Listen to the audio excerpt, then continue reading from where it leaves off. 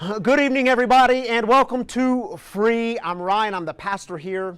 It's good to be with you all tonight. I'm so glad you've joined us on another Saturday night. If you're new with us this evening, let me let you know who we are because you may not be here by accident. If you've stumbled upon us on the Facebook or YouTube, well, stick around. You might like it. We are a community for addicts, loved ones of addicts, and spiritual refugees. People ask all the time, what's a spiritual refugee? We define y'all as people who have been kicked around by religion. You've been kicked around by the church. You've been told you don't belong with God, and here we say you absolutely belong with God, and you belong here. What we do here is break the silence of addiction and create space for healing, recovery, and spiritual connection. So if you dig any of what I just said, you might just dig this place, so stick around. We're glad you're here. Whew. Happy New Year, everybody. Happy New Year. It is 2021, which means 2020 is now behind us. We can celebrate that. A few things you might want to know about. One in particular, we are starting a new series next week. So I know some of y'all didn't think we were happening tonight because it's like a one-off. We just wanted to do a New Year thing. But we're starting we are on tonight, and the new series next week is called Boundaries. And this one, we're a community made up of addicts, loved ones of addicts, and spiritual refugees. That means a third of our people, a third of you out there are in that category of the loved ones. This series is for you. What does it look like to have boundaries in your life and love the addict in your midst? Here's a little video.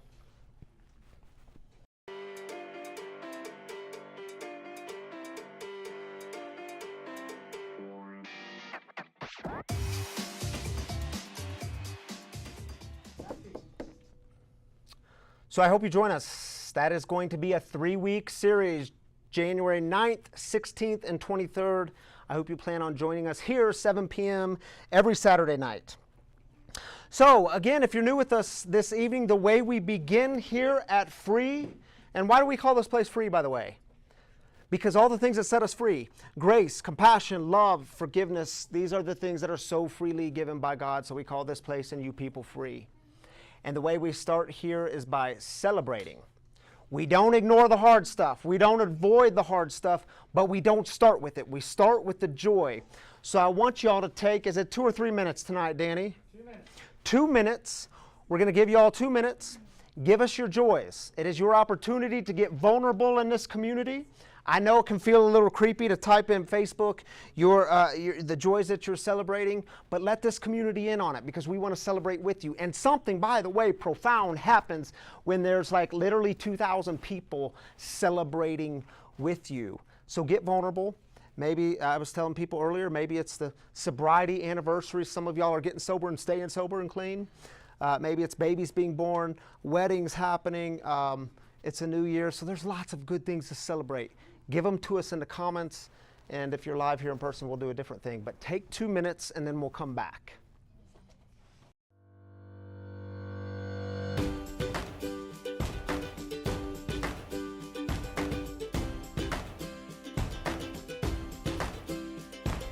People ask me what my secret is, I just smile and say, follow me. Life's too short not to really live. I got a big heart, I can let you in. I'm sitting on top of the world.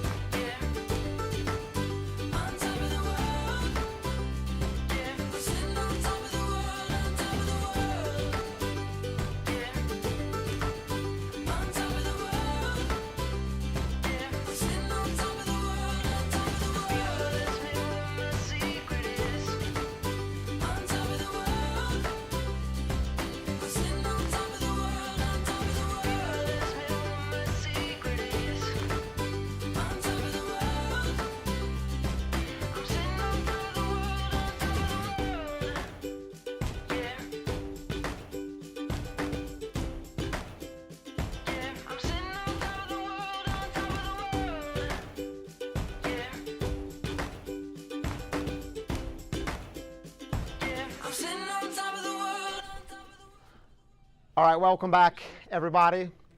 I gotta let you in, don't I? I gotta scoot over. For those of you that don't know, this is Tammy. Most people know. Yeah, we can clap for Tammy. I'm gonna celebrate Tammy. My wife Tammy joins us every week. I'm glad you're here, Tammy. You want to start with? We'll throw some of these on the screen. We'll read them out loud because we want to celebrate with y'all. Thanks, Danny. Okay. Yes. Okay. This is something to celebrate. Am I good? It's on. Yeah. Can you hear me okay? So Joe says, I didn't pull the trigger. That is something to celebrate. Heck yeah, Joe. Thanks for sharing that. Joe, I'm glad you're here, brother. I'm glad you're tuning in tonight. I'm glad you didn't pull the trigger either. And thanks for sharing that with this community. That's holy, sacred stuff. Glad you're here. Sometimes you Jen. just got to take a deep breath before you continue. Yeah. Jen says, all the way from North Carolina, we are sharing you with our friends in Asheville, North Carolina, Roy Richardson and his mom, Charlotte. Welcome, Roy and Hey. Charlotte, Hey, guys. and Jen and Christy. So glad you guys are with us tonight. We'll celebrate that. Yes. And Mike says, grateful my mom's surgery for her ankle went well. Also tonight I am with 5 of my grandkids. Awesome, awesome, Mike. Way Glad you're to here. go, Mike. So cool, man. Going back to Joe. Joe says starting back at jujitsu. Jiu-jitsu. That word. Those classes. You're gonna start with those cool, important classes. Way to go, Joe. Thanks for sharing that with us, celebrating that with you, brother. Hey, Molly, she says, put work into my mental health. Yes, All yes, right, yes. that's I love worth that. celebrating. Way to go, Molly. Cindy Rapp says she's simply celebrating life. We'll celebrate We'll that. celebrate that with you, Cindy. Thank you for lifting that up. Oh, yeah, Matt. So Matt's usually in the back, but Matt says 60 plus days. He's in Ohio. Is that what you said, Matt? So Akron. Akron, Yeah, Ohio. enjoy Matt, Ohio. 60 days sober, 60 plus days. Yeah, Matt's on our tech team here, usually in the back. Celebrating with you, brother. Glad you're here. Glad you're part of this community. Going back to Joe. Fell off the wagon, but I'm back on. And that's what we do. Glad you're back Yes. on, Joe. Here, as Saman reminded us early, in this community, we don't do shame. We don't kick the wounded. We don't kick people who are off. It's why the wagon is a central image in this community, because we do this work together. We welcome people back on. We stop the wagon and help people get back on. And we go somewhere together. Glad you're here. From Renee. She says, I just moved out of Ready to Work and into a sober house, the Oxford House. I'm super happy and so blessed. I ask for prayers for one of my Ready to Work brothers who has the COVID. The COVID. Celebrating and praying with you, Renee. Thank you for Yeah. lifting that up. Good to see you on here too, Renee. And I just want to mention real quick, we had 9 years sober in the house tonight with Lindsay. Lindsay is celebrating 9 years. Glad for that. We have a cancer survivor in the house tonight. Just good things happening here too. But back to the virtual world. Deb Ward. Hey, Deb Ward. And Matt Ward. Deb and Matt, welcome. Is it yours or mine? I'll take it. You take it. I like Deb. I like y'all. She says, alive, the gift of life and health. Yes. So grateful for that. Yeah, grateful for y'all. Glad you're here, Deb and Matt. And Sue Klaus is with us. She says, have heard from a couple of friends over the past couple of weeks that I haven't heard from in quite some time. Was great to catch up with them and got to FaceTime with my friend Breck too. Yes. Is that my boy? Oh, it is. Yeah. Love those Canada kiddos. We love them too. Thanks for loving our kids, Sue. Glad you're here. Heck yeah. Celebrating with you. Hey, John in Seattle says, want to celebrate that this community exists. Well, Whoa. thanks, John. Yes. And yeah, so y'all know John was a big part of Free. He was in our backyard and was part of our 12 when we kicked Free off. So Yeah. we're glad you're here tonight. Thanks for being here. Miss you, brother. All right, should we do one more? We have a couple more. Let's do a couple more. Steven says, got a chance to work more. All right, Steven, we're celebrating that with you, lifting it up. Thank you for sharing that with us. And Amy says, my 93 and 98-year-old mom and dad survived COVID. Heck yes. If that is a miracle, I don't know what is. Yeah. That's big. Celebrating that with you. Misty's Hey, here, Misty. not here, but I believe in Missouri here, but joining us Awesome. virtually. Misty, I lost 92 pounds. What? Dang, girl. Wow. That is Lift some it work. up. 92 pounds. That's a lot of weight. Yeah. Good for you. Congratulations. Thank you for sharing that with us. So Mom awesome. said, killing it. All right, one more. All right, Roy, good to be here watching with my friends Jen and Christy. Yeah. Yes, Awesome, welcome. awesome. Welcome to this community, Roy. Welcome to Free. Welcome from North Carolina. That's it. Okay, we'll cut things off there. If y'all have more celebrations, you can always keep them going through the night because we will celebrate with you throughout the week. We will interact with you and engage with you and lift these things up because there's something really cool that happens when we celebrate together, and we love to do that with you all. All right, y'all, here's the deal. It is a new year. 2021 is here. That means 2020 is gone. We do have a guest storyteller in the house. Where's Mike? There's Mike in the back. He's going to be with us in a few minutes. But it's a new year. Are you ready for the new thing for 2020? What kind of story are you going to live? I said 2020. I meant 2021. Anyway, here's a little video to kick things off for tonight. I've done a lot of really bad things. Most people would have viewed me as a lost cause. There's so many things that I'm embarrassed to say I've done. I was drifting through this life with no purpose.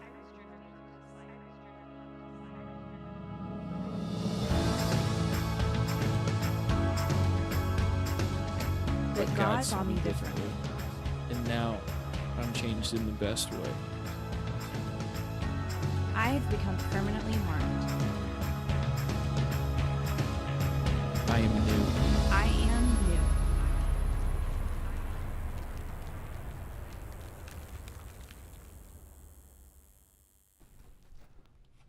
All right, so this year in 2021, what would it look like for you to live a better, more meaningful story?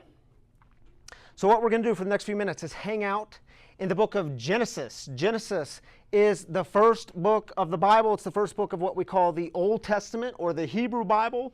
And I want to hang out here for a few minutes because Genesis asks us this really interesting and really important question, and it's this: do you believe that what God created is good? This is our starting place because, see, I am convinced that how you engage and ultimately answer this question determines what kind of story you will go on to live. And listen, I can't tell you all how many people I encounter who have totally given up on the God project because somewhere along the way it was pounded into them that the story is bad, that the whole thing is somehow fundamentally flawed.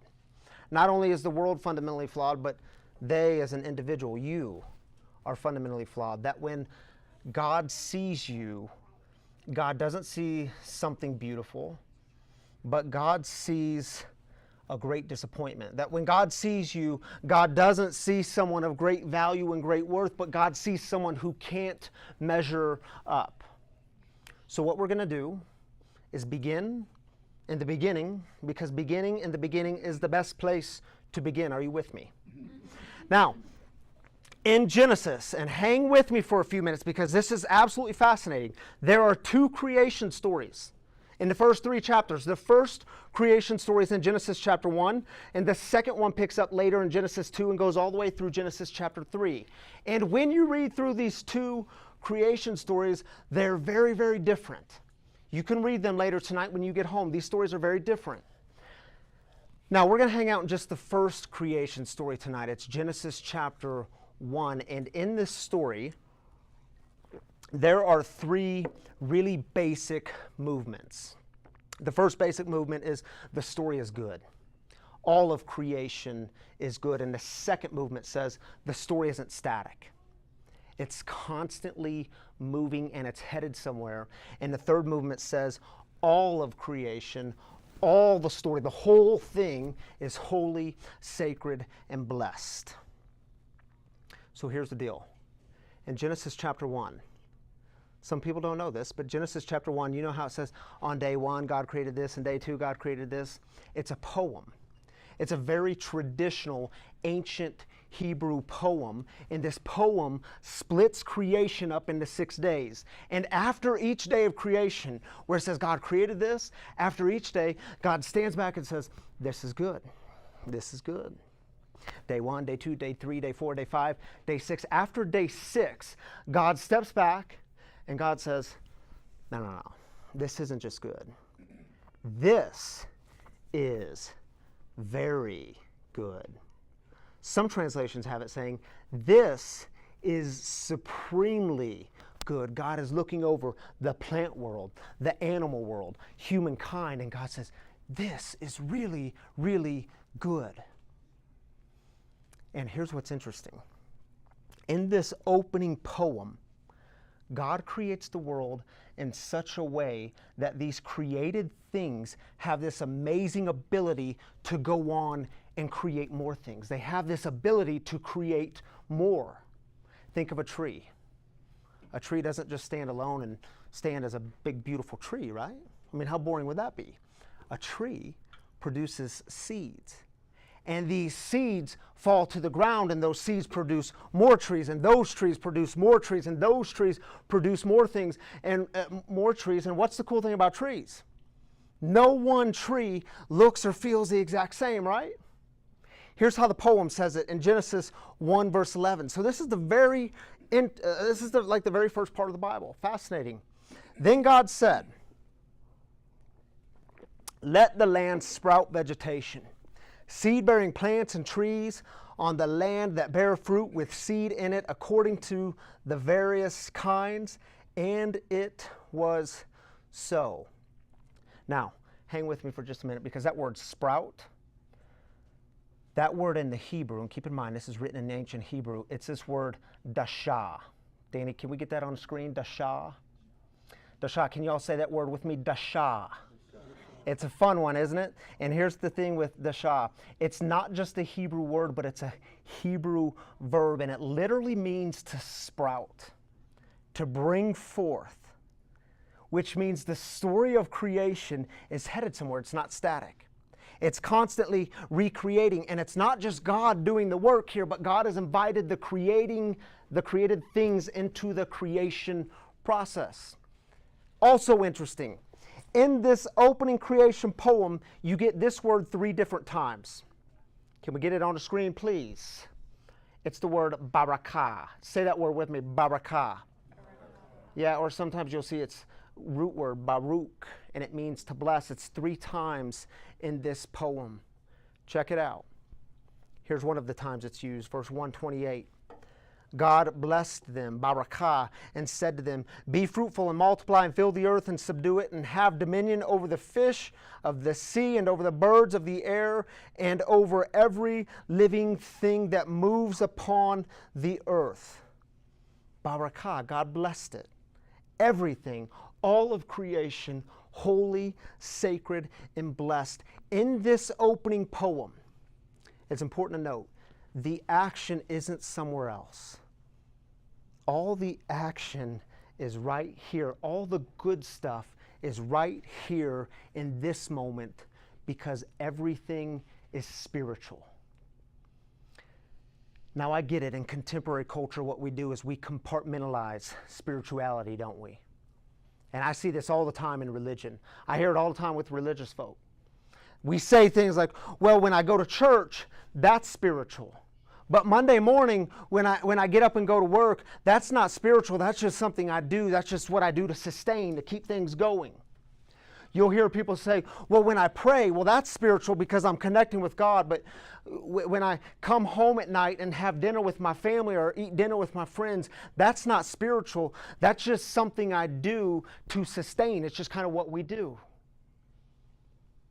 You know, when I was in seminary, about half the students, I think it was about half, they were what we called second career students.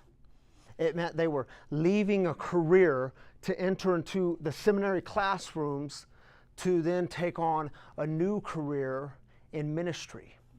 And I would hear all the time, and many of these people were, still are my friends, they would say things like, well, you know, my past life I was just an attorney, but I'm leaving that to come here so that I can get into the real stuff that God has for me. Or I was just a stay-at-home mom, or I was just a small business owner. You know what I mean? And it always baffled me. And I want to say, wait a minute, you were just. And I don't want to doubt anyone's calling. And I know that God calls and persuades in different ways, and it's unique, and we have different passions and different longings. But maybe we need to hear an alternative message, that where you are right now, your craft, your work, your hobbies, your life, it's all holy, sacred, and blessed. All of it. Stop waiting to get to tomorrow. Stop saying, oh man, I can't wait till we get to next year because next year is going to be so much better than this year. It's all holy, sacred, and blessed. All of it. You know, when Tammy, my wife, and I, when we started dating, she was a Starbucks barista. And 2 years after that, she managed that Starbucks. And I have to tell y'all, I loved watching Tammy in action. In college and in seminary, I loved going to study up at that Starbucks. You know what I mean? I loved watching her in action because she knew every one of her customers. And she didn't just know them. She knew them by name, and she knew their stories. And it was amazing because sometimes I'd walk in there, and Tammy, she would all of a sudden be like pastor, therapist, counselor, wisdom teacher, all while making a latte. It was amazing. She'd be making a latte, and I don't know, Jack, I mean, how'd that make you feel when she said that to you? You know what I mean? And she would, these weird things would happen. I'd walk in, and she would be introducing me to her customers. She was proud to introduce them to me. And she would say things like, Ryan, meet Mark and Judy. Hey, Mark, hey, Judy. Yeah, Ryan, their son just graduated from high school. All right, congratulations. No, Ryan, if you knew their story, you would know what a big deal this is. No one expected this day to happen. And then she would say, and so Saturday I need you to keep your schedule clear because we're going to Mark and Judy's house because we're going to celebrate. All right, that'll be fun, honey. Can't wait. I'd go in sometimes on her lunch break, and we'd share lunch together, or on her break, her 15-minute break. And I'd walk in, and she'd give me one of these. And y'all know what that means? That's the universal sign for don't walk in just yet because you're going to screw the whole thing up. And so I'd have to stand back and wait my turn. And she'd be sitting with someone at that little Starbucks table. And I'd be watching, and that person would soon stand up, and oftentimes they had tears in their eyes. And they'd walk away, and I was like, dang, honey, that didn't go good, did it? What happened? What'd you do to him? And she said, no. That was Mary. And her husband just passed away from cancer, and she wanted to talk about it, and she wanted to pray together. Now, here's what she would say to me some nights when she would come home. And I got permission to share this. She would say, man, it's just that I graduated from college with my degree in psychology, and it feels like I should be doing something to help people with my degree. And when she would say that to me, she'd get home and take off the black Starbucks hat and the green apron, and she'd sit on the couch. And when she'd say that, I'd say, are you serious? I mean, you get to be involved in these people's lives. You get to like cry with them and laugh with them and celebrate with them and pray with them. You mean you want to leave this so that you can get to the real action somewhere in some office? The whole thing is holy, sacred, and blessed. All of it. Where you are right now, the moment you're in right now, barakah. Holy, sacred, and blessed. When you step out the door Monday morning to go to work, holy, sacred, and blessed. Because how you treat people, your coworkers, your colleagues, the people you interact with. If you're in recovery, you've been given a new set of spiritual principles to live by. How you treat people matters. When you come home at night, how you treat your family, how you treat the people you live with, how you interact with people, it matters. Where you start in your story matters, and the story starts here. Barakah. And the truth is, some people will always choose to begin their story in Genesis chapter 3. Later in the story, much later in the story. Remember, there's 2 creation stories. This is the second one. And in Genesis chapter 3, in the second creation story, sin enters the story. And I know for some of you, that word alone carries all kinds of baggage. It carries some weight to it. And you know, there's different ways to think about sin. But you might remember the story of Adam and Eve. Some of you are vaguely can recollect the story, even culturally, of Adam and Eve being in this garden called Eden. And God says, whatever you do, don't eat of the fruit on this tree. And everything's going just fine until this dang talking snake comes along and convinces them to eat of this fruit. And you might remember what happens. Long story short, they get kicked out of the garden. Things aren't good anymore. And there's different ways to think about sin. And again, I know for some of you, it makes your blood boil, especially if you're a spiritual refugee. But let's reframe it. Maybe sin is helpful to think about in the categories of the disruption of shalom. Remember, shalom is that ancient Hebrew concept. Peace, wholeness, well-being, completeness. And it's interesting, isn't it? Because in Genesis 1, in that early creation poem, we're given this perfect picture of shalom. The Creator and created are at peace. All created things are at peace with one another, and things are put into their proper order and place. But what happens when you live apart from shalom? You can feel it, can't you? You feel disconnected. Or you'll say to yourself, or you'll hear others say, man, I feel out of sync. I feel out of order. I feel out of sync with what God is doing all around me. I don't feel right. And see, the truth is, if you begin your story in Genesis chapter 3, if you begin there, the problem will always be the removal of sin. It'll always be, how can you get rid of sin? And if you begin there, you will be busy telling people who you aren't, and who you aren't is never interesting. You'll be busy telling people how you're not good enough. You'll be busy telling people how you're not enough for God. You'll be busy telling people how you're just a sinner and you're not righteous enough. And historically what happens here, theologically what happens here is you're bad and sinful and God is against you and God is going to punish you. God can't wait to punish you, and God's not just going to punish you for a little bit, but God is going to punish you forever and ever and ever. And by the way, this life isn't really important, because what's really important, the primary significance, is that you have the right head beliefs about God, and those right head beliefs will get you, when you die and take your last breath here, then you can leave and escape this awful place and go somewhere else. And do you see how in the second story, if you start there, all the action, all the good stuff isn't here, it's all somewhere else. So the goal is to always escape the present moment. But if you begin in Genesis chapter 1, if your story starts there, the problem isn't the removal of sin, but it's the restoration of shalom. How do you make right here, right now better? How do you live better stories right here, right now? How do you join with God in what God is doing right here, right now? And by the way, what is it that changes people? I mean, when you talk about real heart change, real transformation, what is it that changes people? Is it being told how bad they are? Being told what a screw up they are? I mean, is that ever what really changes people?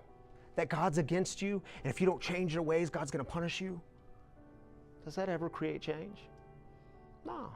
It might create temporary change, but it's not lasting. It's God's love and grace that always does permanent transformation. Think about your own story, your own experience. Wasn't it grace that transformed you? Grace that changed you? For those of you in recovery, for those of you clean and sober, what was it that helped you get clean and sober? Of course, it was God doing for you what you could not do for yourself. And wasn't it people sitting with you?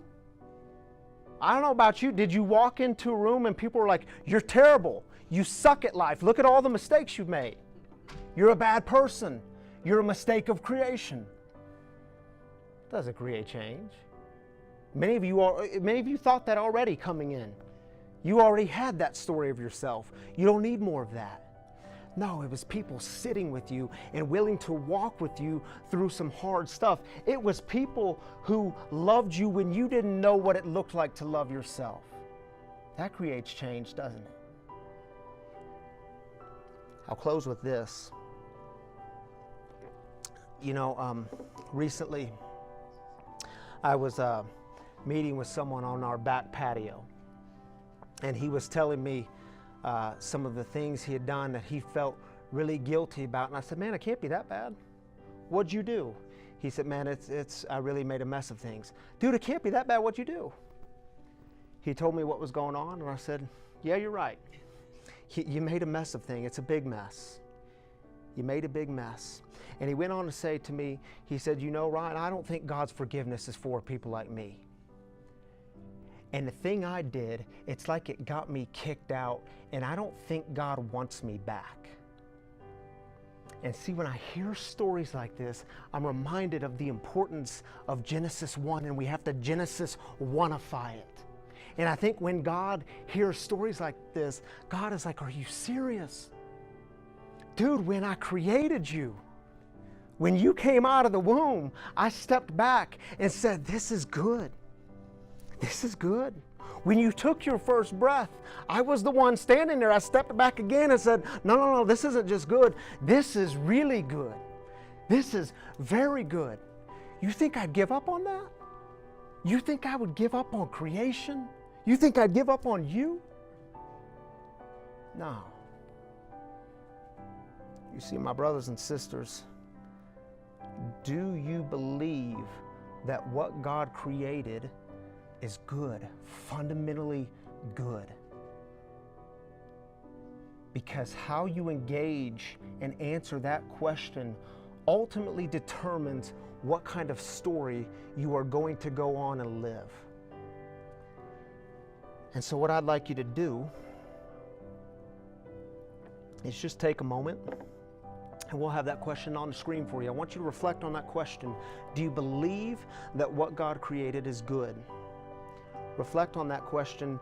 And if you're here tonight, either virtually or with us in this room, and you are one of the ones barely hanging on, you're saying, man, Ryan, I don't believe it yet. But when I look in the mirror, I don't see something good. I see shame. I see a mistake. I see junk. If that's you and you're like, man, I'm here tonight, but I'm barely here tonight. I'm here tonight, but I'm barely hanging on. I want to ask you to do something bold. Step out of your comfort zone and send us a private message, because I know for some of this, it's too uncomfortable. It's too vulnerable for you to admit that. But maybe you need a phone call from somebody. We have a team of people here that will, if you send us a private message on our Facebook page, they will reach out to you tonight just to let you know that you're loved, you're not forgotten about. They'll reach out to you tonight. They're not going to wait till tomorrow or next week. We want to connect with you tonight, because we know that some matters are more urgent than others. But if that's you, you've got to reach out. And for the rest of you, take a moment and reflect on the question, do you believe that what God created is good?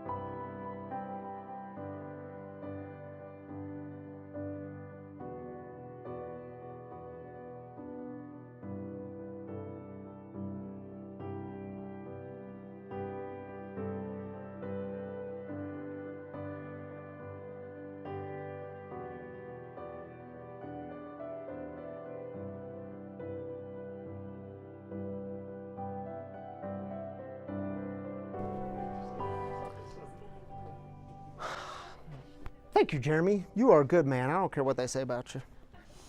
Welcome back, everybody. Hey, I'm glad you're with us tonight. Every week, if this is your first time with us tonight, we have a storyteller, what we call a guest storyteller, every week. Someone to share a part of their story with us. And speaking of God don't make junk, someone made that comment on the Facebook page when I posted about Michael, our guest storyteller, and it has stuck with me. God don't make junk. So Michael Talley is our guest storyteller tonight. I can't wait for y'all to hear some of his story. As I said, the Facebook post, you know, he started in D.C. as a restaurant manager. He got caught up in becoming a drug dealer, got caught up in a life of addiction, drugs, and alcohol. He tells me that he got sober the day he punched a cop in the face, which not a good idea to do, but it got him sober, and he's been sober since 1991? 1991, right, Michael? October 25th, 1991. Y'all help me welcome Michael to the table. Welcome, Michael.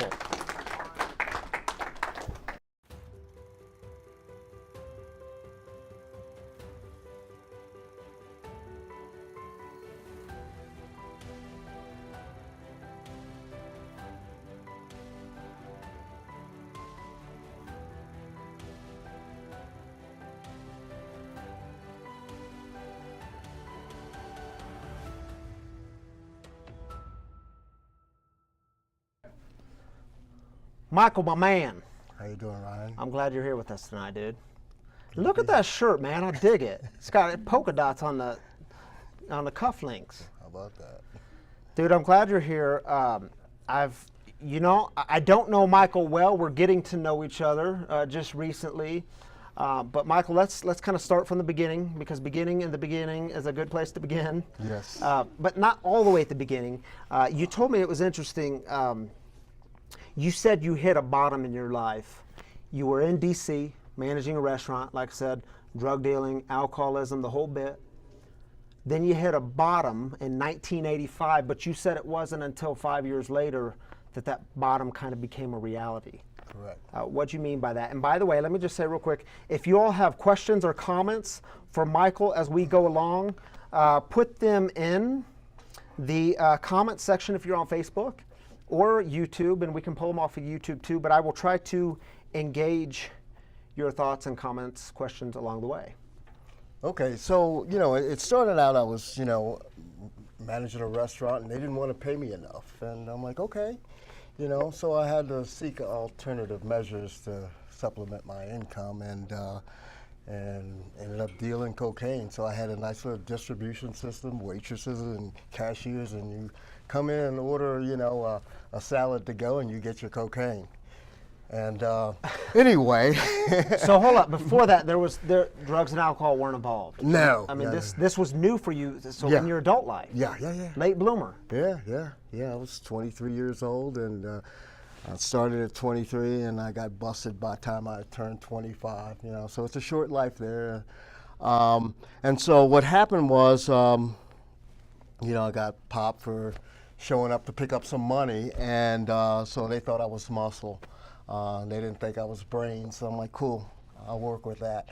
And so, so I continued to do what I thought I was gonna do, and for a little while, and then it just kept escalating because, after I'd gotten busted, my use escalated, and I wanted to, mask the, all the stress that I was experiencing, self-induced, and it just got worse and worse and worse, and I was sick of myself, and what happened was, let me see. So this carried on into the next year, 1986. Now on probation for this distribution. Hold on. So let me interrupt with a question. When people say, "Well, Michael, man, if things were falling apart for you and you had everything, you had a good life, why couldn't you just stop?" Because I couldn't. Help people understand that. Well, we can. Addiction is something else. It would, especially with cocaine and specifically crack cocaine. Freebase. It was before it was crack cocaine. I was way back. It was freebase. And so it's highly addictive, you know, Yeah. and so no matter how much I thought mentally I could, you know, break away, I couldn't. Yeah. You know, and it had its grips on me, and you know, it got to the point where I was, you know, asking for money from parents, sisters, brothers, you know, anybody, you know, and anybody would get it. You know, things got really bad. I lost the job and all of that stuff because, you know, they had offered me treatment, you know, and I'm like, I don't have a problem, you know. It's like, you know. I can stop when I want. Yeah, yeah. But they got newspaper clippings, you know, and stuff like, yeah, anytime I did stupid stuff, you know, newspaper, you know, stuff like that. You were one of those guys. Yeah, yeah. So, you know. So okay, so now so you're on probation. It's a year after you got busted. What happened? Yeah. Again, I'm still back in the restaurants, you know, I'm drinking like a fish, you know. I couldn't, you know, because, you know, what do you do, you know? I didn't want help, you know, and at that time, you know, I heard him just enough. So I rendered myself powerless because that's just the perfect place to be, you know, because that way people just, okay, I'm powerless. There's not much I can do about it. So Yeah. I can just run with that because I didn't want help. You know, I just couldn't get it, you know, and I was incapable of accepting help at the time. You know, my ego was so inflated, I thought I could handle and you know, I'm going to fix this. Yeah. And I hope y'all are hearing what he's saying. For those of you watching, those of you here, if you're battling addiction, we often say ego gets in the way because we want to tell ourselves, no, I can do this. I can handle this. I'm a smart guy. I should be able to think my way out of this. I'm a disciplined guy. Look, I mean, I'm at the gym. I can do this and this. I should be able to work my way out of this. Doesn't happen that way, does it? No, not at So all. how'd you get to the place of surrender? Surrender. Surrender came at the hands of 5 police officers my size and bigger. This guy, Tino Jones, 6'5", about 340 You still pounds. remember his name? Yeah. Tino Jones. We're friends on Facebook now. That is true redemption, ladies and You gentlemen. know, so Tino's 6'5", 340. He's a motorcycle cop. This happened at like midnight. Motorcycle cops are gone at, you know, dusk. And so anyway, I rolled my hand the wrong way and, you know, blah, blah, blah, and somebody started grabbing me, and then there's Tino there, and I'm first person. I know, okay, he's hit going to get Tino. it. Oh, I did, with everything I had. Mind you, I could swim underwater a length and a half Olympic pool. I could bench press 400 pounds. You know, that's my crackhead, you know, strength. Yeah, for you guys that aren't live, Michael's not a small guy. How tall are you? 6'3". 6'3". I'm about 240 right 240, now. okay. I used to be, yeah. And so I hit Tino with everything I had, and I had an oh shit moment. He just like did one of those Hulk Hogan things. I'm like, oh shit. And so, you know, and then they proceeded to beat the dust out of me, you know, and at that point, my ego was deflated, you know, and I was willing, and, you know, I understand, you know, at that point I had been through like a couple rehabs, you know, so I'm like, God, I know you're real. I'm sitting in a, you know, holding cell, you know, and I know you're real, you know. Yeah. Let me back up. In '86, I got stabbed and bled out. These 4 holes is from a broken neck at a high-speed car chase. Again, it had taken my life, you know. I was willing to do just about anything for cocaine, you know, and alcohol. And so, you know, I was on a high-speed car chase. I break my neck. That's a hangman's fracture, and I get up and walk to the other side of the street with a broken neck. So I fought through some. You came to the moment where enough was enough, though. Surrender. And what I want other people to hear what surrender looked like for Michael. What'd you do? That surrender was that, you know, here in that holding cell after they beat me, you know, it's like, okay, this time I think I'm going to jail, and it's going to be a while. Yeah. And so, but I was like, it was a moment of relief because, you know what, I know look, I'm just done. And I was just willing to give up because, you know, I knew that, you know, the cause of this, my actions and behavior, you know, and I'm like, you know, I'm done. I have had enough. And at that point, you know, it's a point of demarcation that, you know, I'm done with this. Yeah. And so I asked God for help. And so the state of Maryland, you know, intervened and helped me. So, you know, I get out, you know, and you know, I proceed my journey, you know, of recovery. And I want to pause you there because I thought this was really interesting. When I asked you about a spiritual experience, you said what shaped you, what changed you was, and this was a spiritual experience for Michael, when you understood what recovery meant. It just shifted things for you. And I wrote it down when you said it. What you said about recovery is, it is to seek which was lost and to reclaim that which is of value. And then you said, God did this for me, I didn't do this. That is so correct. God did the recovering. Right.